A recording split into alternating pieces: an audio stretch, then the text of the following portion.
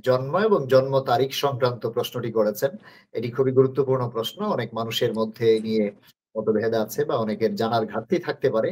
তো সেটি হচ্ছে আপনার রাসূল করিম সাল্লাল্লাহু আলাইহি ওয়াসাল্লামের যে জন্ম, আমরা যেটি বলি যে ৫৭০ খ্রিস্টাব্দের ২০শে এপ্রিল। কিন্তু মতভেদ হচ্ছে রবিউল আউয়াল মাস নিয়েও কোনো মতভেদ নেই। ৫৭০ খ্রিস্টাব্দ নিয়েও কোনো মতভেদ নেই। মতভেদ হচ্ছে এই তারিখটাই। রবিউল আউয়াল মাসের কেউ বলছেন ৮ রবিউল আউয়াল, ৮ই রবিউল আউয়াল।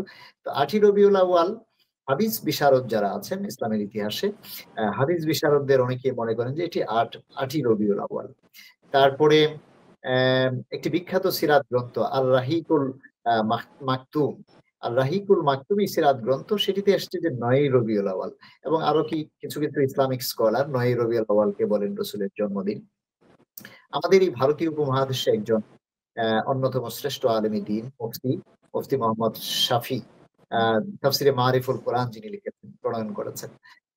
তিনি তার গ্রন্থে বা তার মতে যে ৪ টা তারিখ উল্লেখ করেছেন তার মধ্যে ১০ তারিখটাও আছে। তাহলে আমি বলছি ৮ আছে, ৯ আছে, ১০ আছে। এখন ১২ই রবিউল আউয়াল আমরা যেটা পালন করি।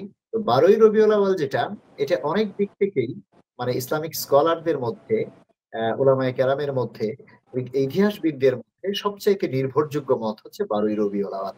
এটা বিশেষ করে আ রাসূল করিম সাল্লাল্লাহু আলাইহি ওয়াসাল্লামের যে জীবনীর উপরে যে গ্রন্থ, যেটিকে আমরা সিরাত গ্রন্থ বলি, ইসলামের ইতিহাসের সবচাইতে পুরনো যে সিরাত গ্রন্থ, সিরাতে ইবনে হিশাম। সেই সিরাতে ইবনে হিশামে কিন্তু অনেক আলোচনার পরে এই ১২ই রবিউল আউয়াল যে তারিখটা সেটিকে উল্লেখ করা হয়েছে। আমাদের ভারতীয় উপমহাদেশ সহ গোটা পৃথিবীর অধিকাংশ জায়গাতেই অধিকাংশ ইসলামিক স্কলারের মধ্যে রাসূল করিম সাল্লাল্লাহু আলাইহি ওয়াসাল্লাম ৫৭০ খ্রিস্টাব্দের ১২ই রবিউল আউয়ালেই তিনি জন্মগ্রহণ করেছেন। আর দ্বিতীয় পর্যায়ে যে প্রশ্নটি করেছেন ইসলামী ঐক্য সপ্তাহ, হ্যাঁ, এটি হচ্ছে আ আ ইসলামী প্রজাতন্ত্র ইরান যখন ১৯৭৯ সালে তারা ইসলামিক রিভলিউশন করলো ইমাম খোমেনি রাহিমাহুল্লাহ তাআলার নেতৃত্বে, ইমাম খোমেনির নেতৃত্বে ইসলামী বিপ্লব হওয়ার পরে ইমাম খোমেনি ইসলামী ঐক্য সপ্তাহ ঘোষণা করলেন। সেটি কেন করলেন? যে পৃথিবীর অধিকাংশ মানুষ ১২ই রবিউল আউয়ালকে রাসূল সাল্লাল্লাহু আলাইহি ওয়াসাল্লামের জন্মদিন মনে করেন বা পালন করেন, উদযাপন করেন।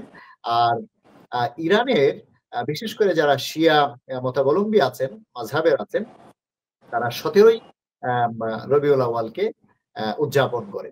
তো ইমাম খোমেনি তার একটি প্রসিদ্ধ বক্তব্য ছিল এরকম, লা শিয়াতা ওয়ালা সুন্নিয়াতা নাহনু মুসলিম। আমরা শিয়া নই, আমরা সুন্নি নই, আমরা হলাম মুসলমান। তো ইসলামী উম্মার একটি বৃহত্তর ঐক্য এবং সংহতি প্রদর্শনের জন্য তিনি মূলত এই ইসলামী ঐক্য সপ্তাহ ঘোষণা করেছিলেন যে সুন্নি মুসলমানদের অধিকাংশই ১২ই রবিউল আউয়াল রাসূলের জন্মদিন হিসেবে পালন করে, আর শিয়া মুসলমানেরা তারা হচ্ছেন যে ১৭ তারিখ করেন। যেন ১২ থেকে ১৭ এই সপ্তাহটাকে ইসলামী ঐক্য সপ্তাহ বলে তারা সেখানে উদযাপন করে থাকেন। এটি মূলত ইসলামের যে বৃহত্তর উম্মাহ রয়েছে সেই ইসলামী উম্মার একটা বৃহত্তর কল্যাণ, একটা ঐক্য এবং সংহতির জন্য এই সপ্তাহটা তারা উদযাপন করে থাকে।